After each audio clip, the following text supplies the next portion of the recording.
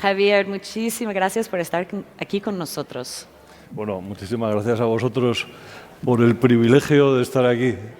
Es primera vez en escenario, ¿no? Hablando. Pues no, he estado hablando, pero siempre como en cosas más institucionales, ¿no? En las recepciones y tal, y el primer día y tal. Pero en esta charla es la primera vez, con lo cual me hace mucha ilusión también. Bueno, a mí también. Aquí vamos al grano, ¿no? A lo interesante, a lo apasionante. Es un lujo tenerte aquí y tanta experiencia, ¿no? Que llevas detrás y tantos cambios que imagino que has visto en vuestro sector, en este mundo, emprendimiento, tecnología, etcétera. Vaya cambio estáis viviendo, ¿no? Entonces, me parece un momento revolucionario por lo bien y lo positivo que se podría hacer en transformación en un sector tan tradicional, tan necesario. Vivimos todos de la energía, ya no sabemos qué es vivir sin eso, pero con un vaya reto que se tiene enfrente, ¿no? Aquí estamos hablando de 18 years to zero. Así que, ¿cómo lo veis? 18 years to zero en nuestro caso concreto, en Endesa, ¿no? Pero el reto Net Zero, que es realmente es un reto global y esto es muy relevante porque yo creo que desde que el mundo es mundo, retos globales que digamos, nos hayamos asignado las personas que vivimos en la Tierra, ¿no? Un reto que nos hayamos puesto, tampoco ha habido tantos. ¿Sabes lo que te quiero decir? Se cuentan posiblemente con los dedos de una mano, ¿no? Y entonces tenemos este reto, que es el reto Net Zero, que es un reto que viene, digamos, de todo el debate, ¿no? Del cambio climático y que se concreta en esta visión de que en el año 2050 lleguemos a un nivel de emisiones net zero, ¿no? O sea, digamos que es brutalmente ambicioso y tiene una derivada muy profunda que es la visión de la transición energética. O sea, la clave para conseguir este reto net zero efectivamente es que haya una transición energética. Siempre son palabras que quedan, oye, transición energética, pues qué bien, ¿no? Pero la transición energética es algo profundísimo. Porque la energía, tú decías, esto es un mundo muy tradicional. Hombre, yo soy, obviamente, un representante de ese mundo tradicional, pero yo más que tradicional lo veo un mundo esencial, o sea, absolutamente esencial para el funcionamiento de la sociedad, ¿no? O sea, la energía es crítica, la energía es clave. Y cuando hablamos de transición, lo que hablamos es de un cambio que es profundísimo. O sea, es toda la cadena de valor de la energía va a cambiar en los próximos 30 años, ¿no? Y esto tiene un impacto increíble. O sea, si vemos la dimensión económica del cambio, pues es espectacular, ¿no? O sea, pensemos que la manera de producir la energía, la manera de llevar la energía a los hogares, a las industrias, a las empresas, va a cambiar, la manera de plantear nuestras propuestas de valor al cliente va a cambiar. Todo esto es el reto de la transición energética, en el fondo, ¿no? Y además no involucra solamente a las compañías de energía, o sea, involucra pues desde los gobiernos, todos los gobiernos del mundo, todos los, digamos, obviamente las corporaciones que estamos en esto, pero, por ejemplo, todo el mundo de innovación, de emprendedores, ante un cambio como este, pues obviamente tiene una oportunidad brutal, ¿no? Porque cuando hablamos de cambio, insisto, de transición, en el fondo lo que estamos diciendo es que tenemos que de alguna manera reinventar algo tan básico como la energía en los próximos 30 años. Esto no quiere decir que partamos de cero, obviamente, porque vamos a seguir suministrando energía, ¿no? Pero tenemos que pensar que este nuevo reto, ¿no? de cero emisiones pues supone esta revolución, ¿no? en el mundo de la energía. Claro, es alucinante porque nosotros somos del mundo de tecnología, innovación, emprendimiento, ¿no? Entonces, aquí lo hemos visto mucho, lo hemos vivido cambios realmente empezando con medios y comunicación, en internet, en compras, en retail, ahora fintech es muy fuerte y muy maduro y es muy curioso ahora ver esta digitalización entrando en ese sector con por otros motivos, y es ese cambio, me parece circunstancias muy únicas a ese sector en este momento, ¿no? Y como dices, es tan complicado ese sector que hay muchas capas diferentes de ir cambiando, no solo las fuentes, cómo produces energía, cómo lo distribuyes, cómo llegas al famoso grid, ¿no? Cómo llegar a los smart grids, y hay un rol ahí súper interesante, yo creo, para todo ese ecosistema.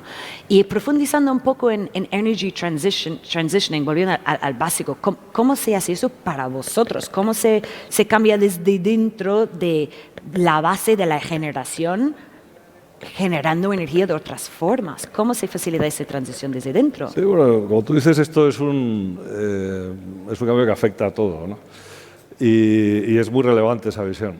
Entonces, nosotros nos hemos puesto un objetivo en Endesa que no es el 2050 para llegar al net zero, digamos, en nuestra visión de empresas. Todas las empresas, y cuando hablo de todas las empresas hablo de todas, y todas las que están en este momento en activo y todas las que vengan, van a tener esta visión del net zero y la van a ir teniendo con más intensidad cada vez, ¿no? Según, además, estos retos de largo plazo siempre tienen su complejidad en la gestión, ¿no? Porque las cosas van cambiando, se van moviendo, etcétera. Pero todos vamos a pasar por aquí, no solamente las empresas, sino todas las personas. Vamos a tener que cambiar nuestra manera de consumir energía, ¿no? Entonces nosotros nos hemos puesto, dentro de Endesa, nuestro propio reto net zero, que es 2040, digamos, 10 años antes que el 2050, ¿no? Que son estos, me parece ilusionante. Son estos 18 años donde pues, realmente cambiamos de una manera bastante brutal nuestro modelo de funcionamiento, ¿no? Entonces hay como dos ejes que nos interesan muchísimo. Uno es el de la descarbonización completa y otro es el de la electrificación. La descarbonización completa lo que supone es que dejamos de producir con combustibles fósiles, es decir, dejamos de emitir CO2. Pensar que para nosotros esto es un cambio muy relevante. Nosotros estamos cerrando el carbón ya, que para nosotros era una tecnología muy importante en los últimos, no sé cuántos años, me da miedo decirlo, pero a lo mejor los últimos 80 años. Pensemos en el ciclo largo del mundo de la energía, tanto el nuestro como el de cualquier otro que está en este sector, ¿no? Bueno, pues cerramos el carbón, estamos cerrándolo ya, acabamos de cerrarlo en el año 27 y tenemos que sustituir toda esa capacidad de producción con carbón, con energías renovables. Estamos multiplicando por 4 nuestra capacidad de renovables, nuestro presupuesto de inversión y tenemos un plan muy ambicioso de crecimiento de renovables. Obviamente, no solo nosotros, sino muchos más, ¿no? Uno de los cambios que se producen aquí también es que esto es una oportunidad para mucha más gente que antes no estaba en el sector, ¿no? Y que están invirtiendo, desarrollando fotovoltaica, desarrollando eólica, las nuevas tecnologías que vienen, hidrógeno.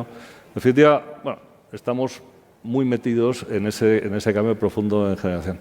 Pero otra visión que yo creo que es muy relevante, aparte de la descarbonización, es la de la electrificación, que es una manifestación de esto, digamos, hacia dentro nuestro, pero también hacia afuera.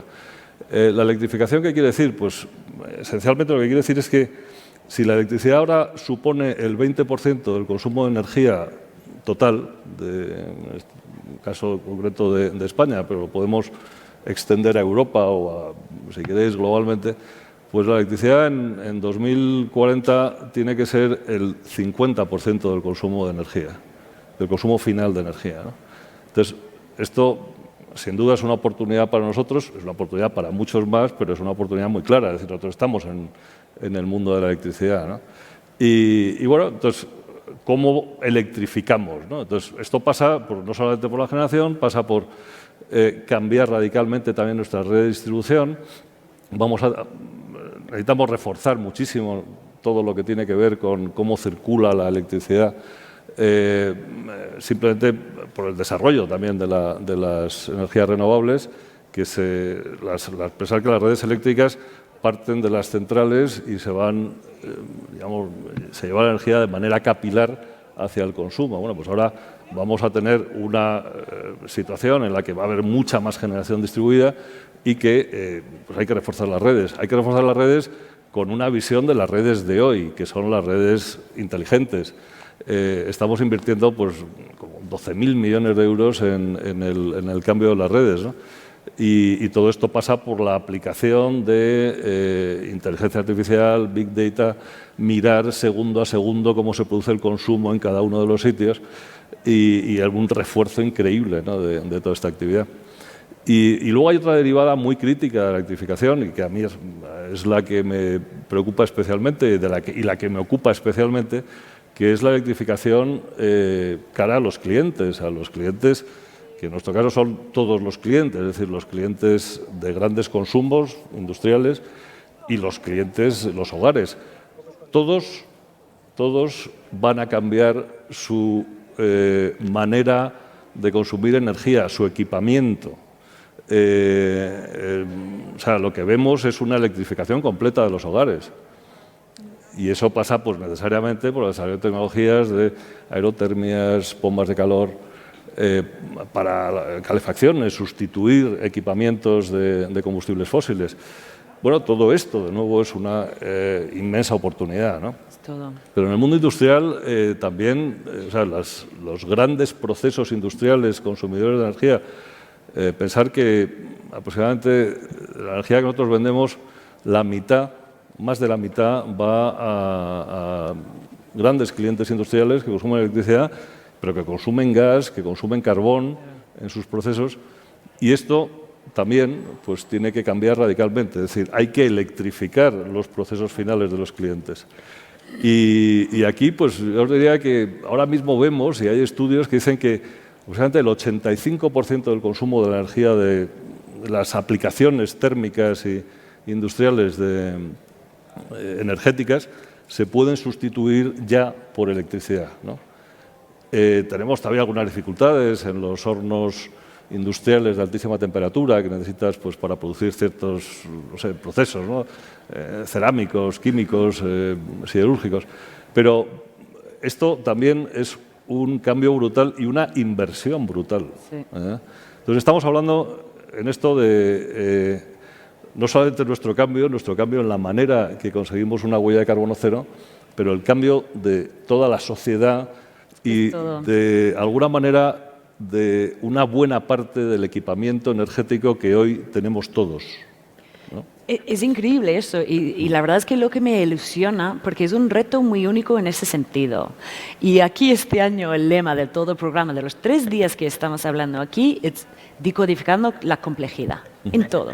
Y me encanta ese sector porque está tocando todo y como dices, los sectores ya es muy transversal, ¿no? Está tocando cada sector, cada perfil de empresa, este reto de llegar a net cero, ¿no? Y como dices, la energía toca todo, así que hay una oportunidad inmensa en que vosotros necesitáis innovar y revolucionar lo que estáis haciendo todo desde dentro para hacerlo llegar a los clientes, pero también, como dices, los mismos clientes están investigando e innovando a nivel industrial. Estamos mirando cómo producir acero, cemento, construir casas.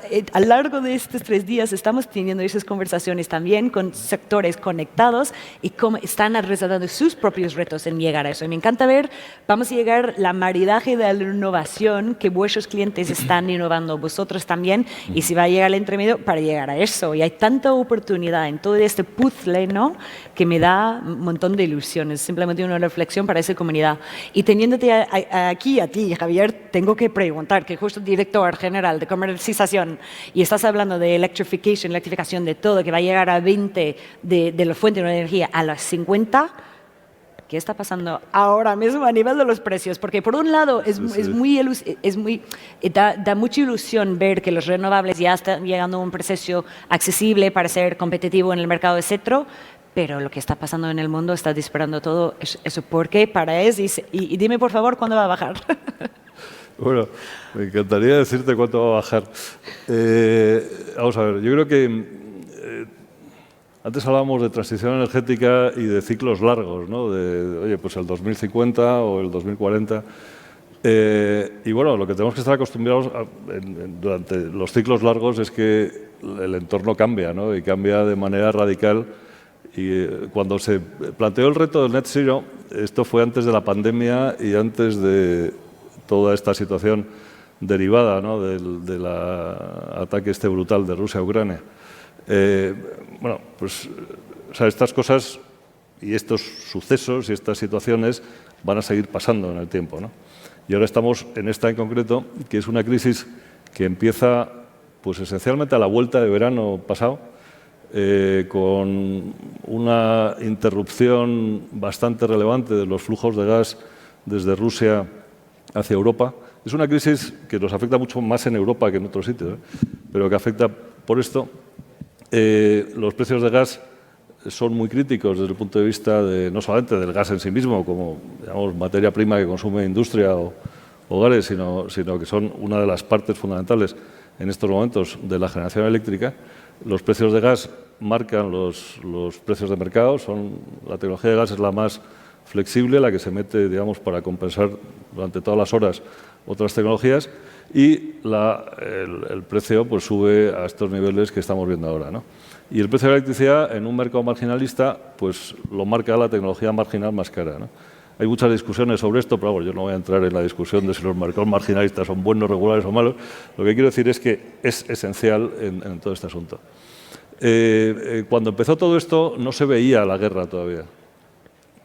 Y pensábamos que iba a durar lo que dura exactamente el invierno. El precio del gas sube mucho en invierno, baja en verano, en esta época, típicamente el consumo y los precios, y que cuando llegásemos a final de primavera terminaba. Pero lo cierto es que no ha sido así. Y esto, pues, se declara la guerra, la crisis continúa, el problema de gas de Europa continúa, y es posible que en los próximos meses incremente. Entonces, ¿esto cuándo va a terminar? Pues mira, me encantaría decírtelo, no lo sé. Yo creo que va muy ligado a la situación de la guerra. Y veremos el impacto. Lo que sí que te digo, y creo que es el punto de vista positivo también en toda esta visión del Net Zero, es que ahora mismo estamos pagando precisamente precios de gas en niveles de los 200 euros megavatio puestos en electricidad. Con tecnologías renovables y con visión de largo plazo, estamos ya en niveles en entorno de los 40 euros megavatio, ¿no? O sea que la diferencia en este sentido es que las renovables son muy buenas en una situación, y en una situación de precios que estamos viendo de ahora, pues es una tecnología magnífica. Y que además creo que hay una parte también muy relevante, que es eliminar la dependencia de materias primas, no solamente por el hecho de materias primas digamos, que emitan CO2, tipo gas o carbón, sino el tener una autonomía, ¿no?, en cuanto a la capacidad de producción, que esencialmente viene del sol y viene del viento, ¿no? Estamos, Javier, desgraciadamente totalmente fuera de tiempo. Me encantaría echar ya más horas contigo aquí, pero muchísimas gracias por estar con nosotros. Yo creo que es un aprendizaje enorme y un placer tener a vosotros 10 años con nosotros aquí en South Summit. Muchísimas gracias. Muchísimas gracias, Liz. Yo simplemente comentar una visión. Déjame 20 segundos, perdón. 10, tienes 10. 10 segundos, venga.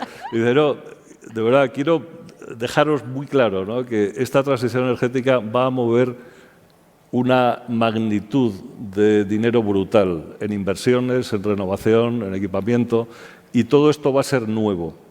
Es decir, la transición es cambio, el cambio es innovación, y es esencial que el ecosistema trabaje mucho en este eje de la transición energética. Hay inmensas oportunidades desde el punto de vista de todos los que estamos metidos en esta guerra, pero no solamente de las grandes compañías, de las startups, de todo. O sea, hay muchísimo que avanzar y que cambiar aquí, y va a ser nuevo. Claro. Y una parte está inventada y hay que mejorarla, y hay otra que no está inventada todavía. Efectivamente, y por eso estamos todos aquí hablando de esto, que hay tanta oportunidad ahí. Javier, muchísimas gracias. Muchísimas gracias, Liz.